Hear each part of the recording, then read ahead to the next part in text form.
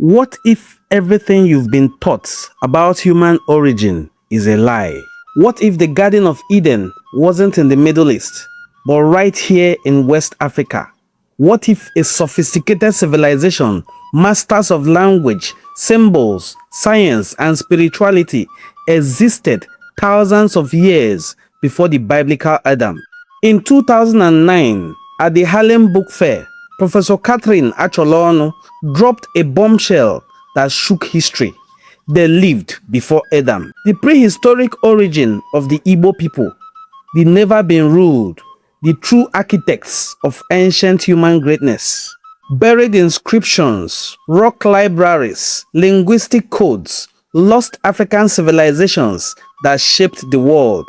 This isn't theory, this is evidence. Hit play, open your mind, and discover the hidden truths your textbooks never told you.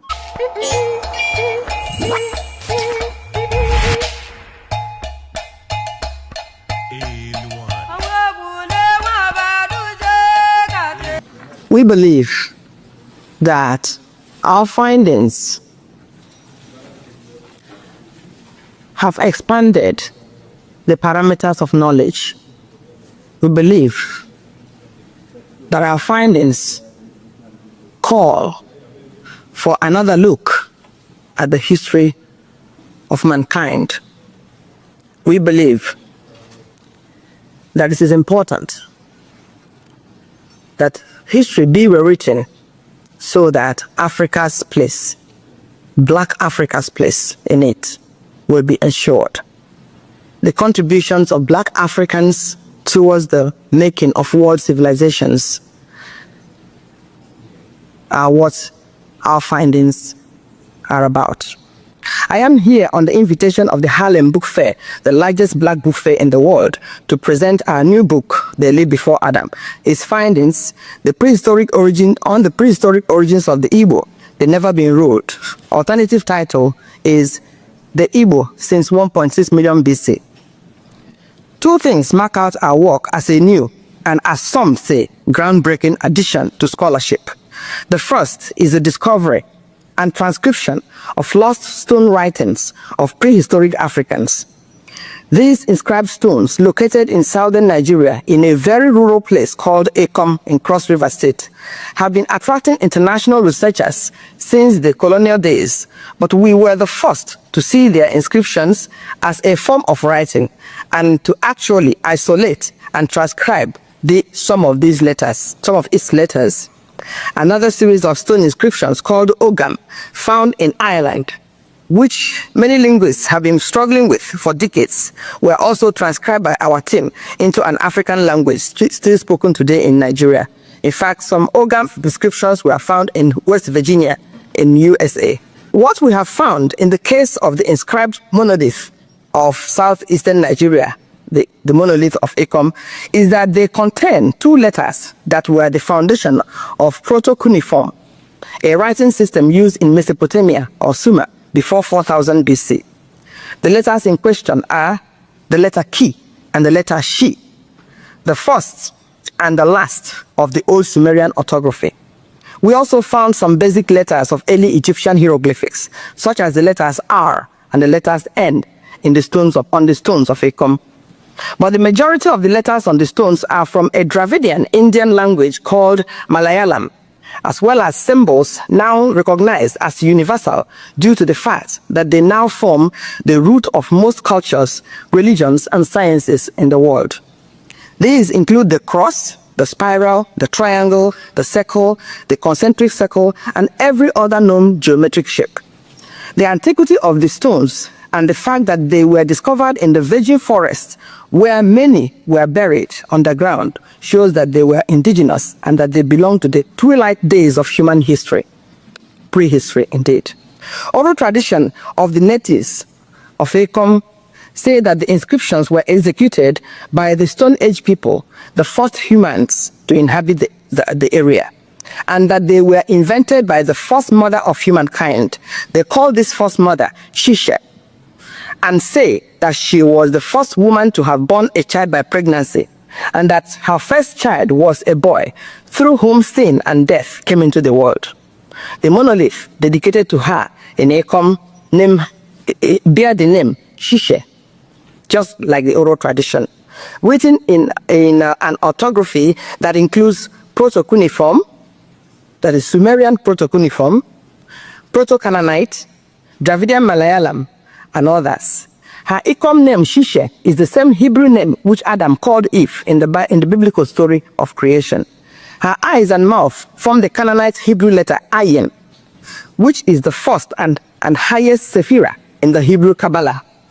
It represents the no thing, the infinite, the ineffable God. There are over 300 of these stones in Ekom, Nigeria.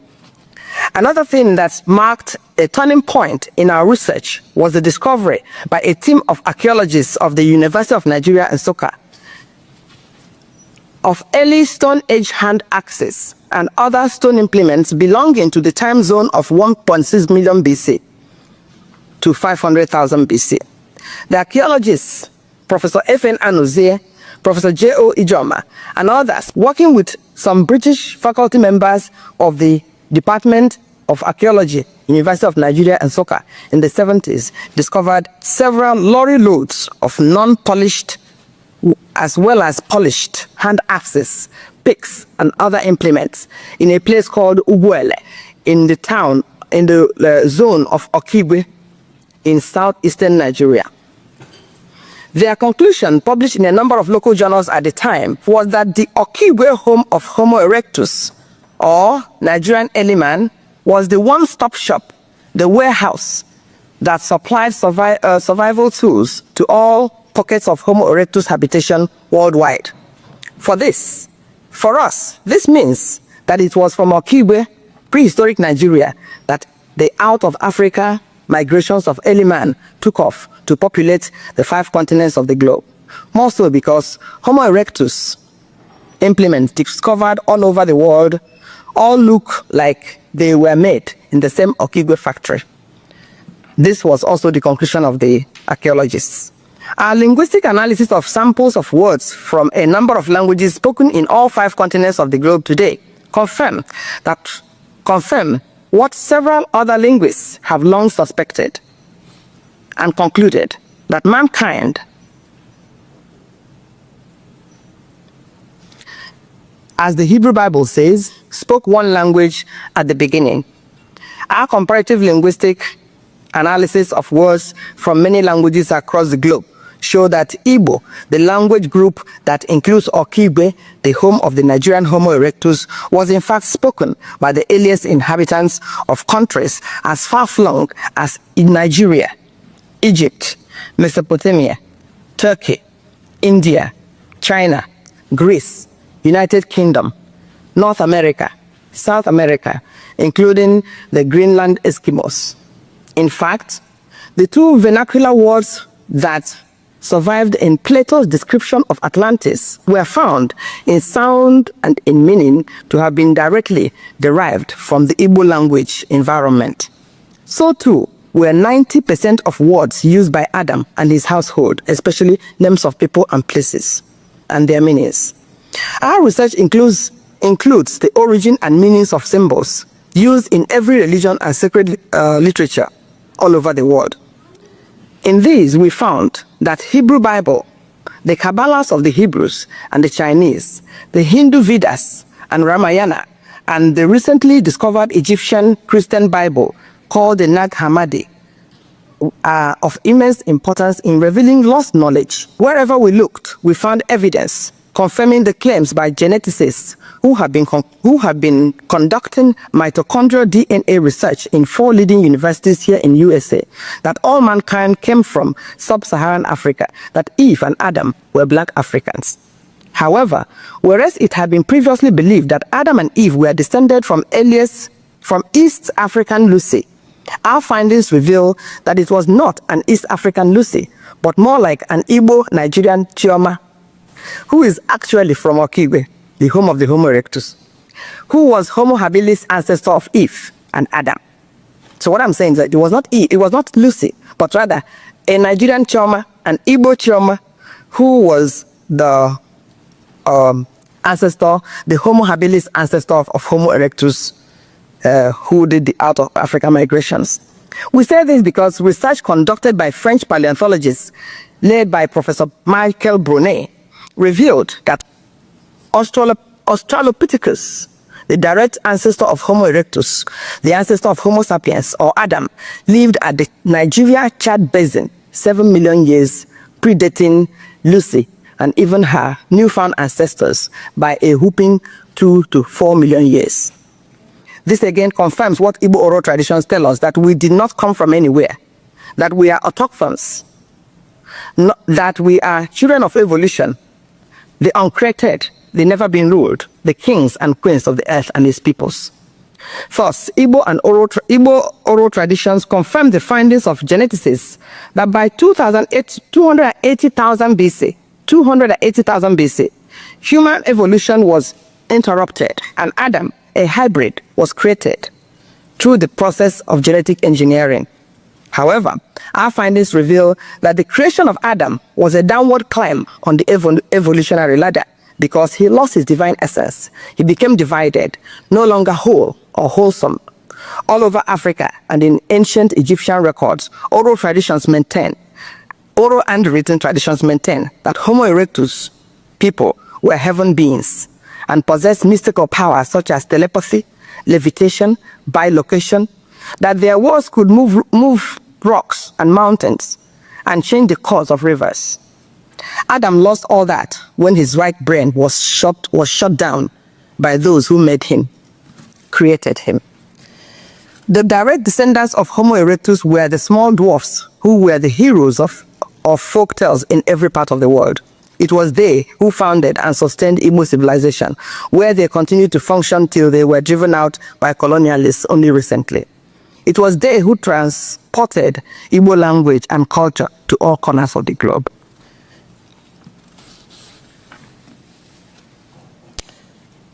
Therefore, we say that the things falling apart, which you read about in Chinua Achebe's Things Fall Apart, to whom this publication, The Lead Before Adam, is dedicated, refers to the falling apart not only of the Igbo of the colonial period, but of the prehistoric Igbos, the ancestors of mankind. Adam, who was taken from his Nigerian ancestry and moved and changed and altered and made to become less than his ancestry. The significance of this research work confirms both theories of evolutionism as well as creationism. That these two theories played some part in the development of the human species. That indeed mankind is one family and black Africans are the oldest ancestors of humankind and the first to be called Homo. That the lost paradise of Eden was an African location. That in fact, it was a West African and Nigerian location. And that the solutions to the problems created by modernity through the fall of Adam are to be sought in Black Africa. Thank you so much. God bless. We're going to open up the floor for questions. If anyone has questions, I assume there are two mics. There's a mic on this side. Please feel free to step up to the mic and pose any questions that you might have for the author this afternoon. Don't be shy. My name is Dominic Parison. I'm an architect, also a professor at the City University of New York City College of Technology, and I find your information to be very, very interesting in essence. And the reason why is because there are stories that we've all been listening to and hearing for the past centuries. And most of the stories that we've been listening to were certainly more of what we call folktales. And at times when we're not educated in terms of the process of reading certain documentation in regards to whether it's bibliotech or whether it's about the existence of mankind or the existentiality. And my question to you is that how does that book pertaining to they lived before Adam be the stories of the Bible itself or the bibliotech in a sense? Well, we've spoken about the beginnings of humankind. We've spoken about evolution and then creationism.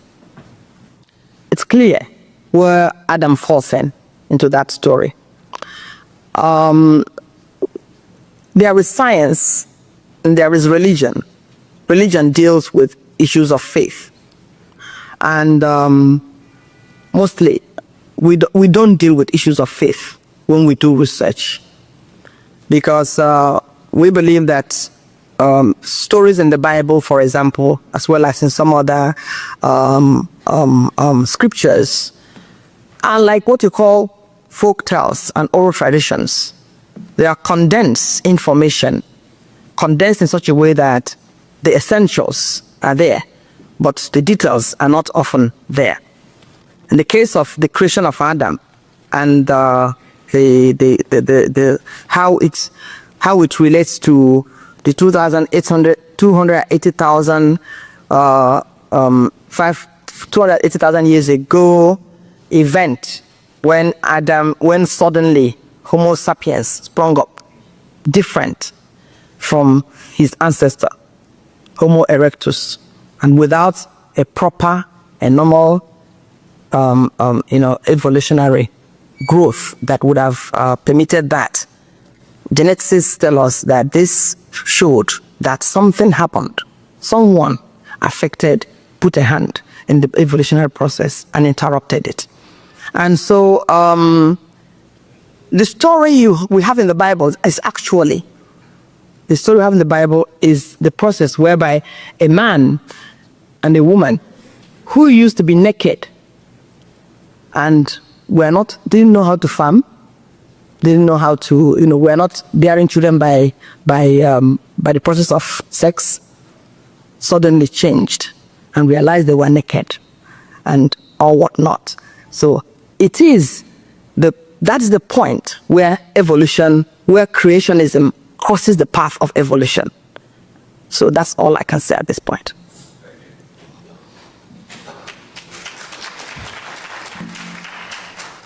Dr. Acholonu, my name is Stephen Thompson. My question is, the region where you found the stone inscriptions, would that have been the region where the Nok or Nok culture was located? Now, when I say Nok or Nok, I'm spelling it with a capital N-O-K. Would they have been somehow related? Yes, the answer is yes. Because in the between 9,000 BC and 5,000 BC, we discovered that there was a thriving civilization called Biafra in the area of Nigeria, Cameroon. And that civilization was a mighty civilization, and it enveloped much of Nigeria and the Cameroons and some environs. Its center was where you now call Nok. Ikom appears to be its library, where information was stored in the remote forests for safekeeping, so to say. Okay. All right, thank you. That's about all the time that we have for questions right now. We're going to be taking a short 10-minute break.